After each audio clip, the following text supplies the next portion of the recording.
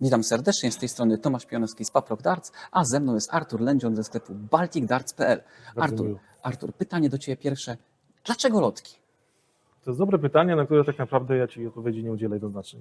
Ale porządkując jakiś czas temu strych, znalazłem dowód zakupu z tarczą, który był około 10 lat temu, czyli już tam powiedzmy w posiadalności gdzieś tam ten mój dart był, ale tak naprawdę w okresie przedcovidowym akurat się tak złożyło, że sam postanowiłem wrócić do darta, kupiłem tarczę, zacząłem rzucać i to było jakieś 3 lata temu.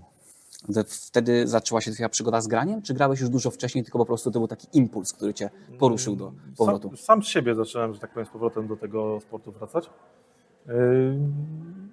Nie wiem dlaczego, po prostu zawsze mnie to interesowało, zawsze mi się podobało, to dużo meczy oglądałem, tych najlepszych, tak, kiedyś to na fali był Gary Anderson, bardzo fajne mecze były niektóre do dzisiaj, nawet jak już ktoś jest takim fanem, można sobie takie mecze obejrzeć, bo to się naprawdę fajnie ogląda i chyba jakoś tak podświadomie po prostu stwierdziłem, że no to trzeba zacząć rzucać, prawda? Tak, zdecydowanie. Pytanie takie krótkie, wolisz siedzieć przy sklepie, czy wolisz rzucać? Powiem szczerze, jedno i drugie sprawia przyjemność, no bo gdyby tak nie było, to człowiek by traktował pracę jak obowiązek, ale jednak realizowanie siebie w taki sposób sprawia, że to nie jest tym obowiązkiem. Staje się takim troszeczkę hobbym, ale niestety jest bardzo wymagające, bardzo męczące, pochłaniające ogromną wielkość czasu. Dlatego gdybym tego nie traktował jako przyjemność, to źle by się to skończyło. Na rzucanie trochę czasu mam, staram się to robić regularnie, ale to nie to co kiedyś. Już jakby tutaj ilość czasu, którą muszę pochłaniać w sklepie jest zbyt duża, żeby tu była jakaś taka regularność taka po prostu. Czy mówisz, że sukcesów zawodniczych na razie nie powinniśmy się spodziewać? Niestety nie, no bo mimo, że nawet jak już trenowałem tak zawzięcie, starałem się swoje umiejętności rozwijać, no to jednak ten brak czasu, tej regularności, a tak naprawdę to trochę zmęczenie tak właściwie. No bo człowiek zmęczony, powiedzmy niewyspany i tak dalej, nie jest taki wydajny w tym rzucaniu, jak być powinien.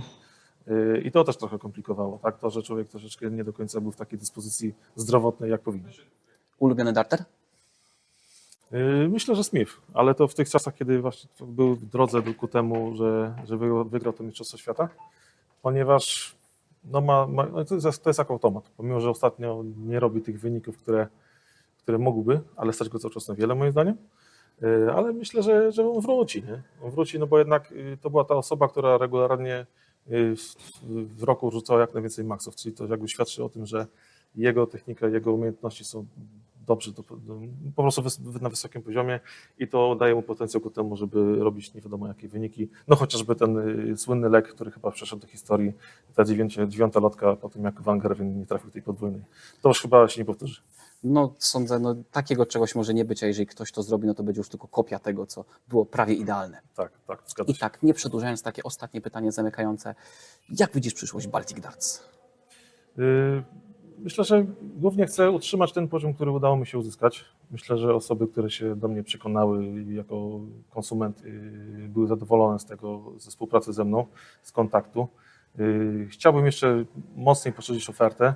Może nie będę zdradzał konkretnie w którym kierunku, ponieważ nie do końca to zależy ode mnie, tylko też od tej drugiej strony.